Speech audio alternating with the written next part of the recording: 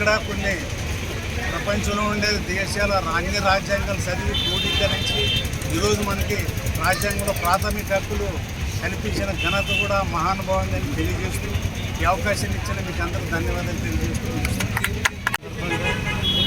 ఇక్కడ గుంటూరు అందరికీ నా యొక్క హృదయపూర్వక నమస్కారములు.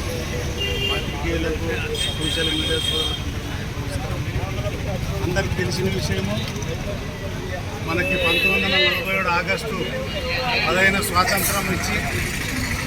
స్వాతంత్రం వచ్చినప్పుడే బ్రిటిష్ వాళ్ళు పోతూ మీ దేశము మీ రాజ్యము మీ ఇష్టానుసారం మీరు పరిపాలించుకోవాలని చెప్పుకోవడం జరిగింది.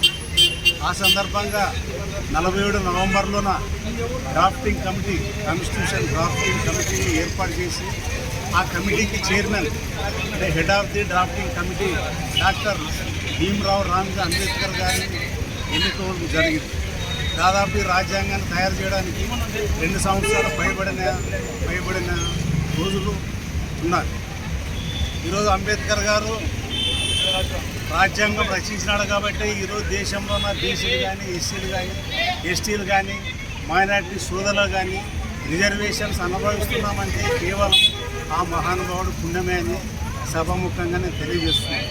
అదేవిధంగా ఈరోజు ఈ దేశంలోన అంటరానితనం అనేది చాలా విచారకరమైన విషయము.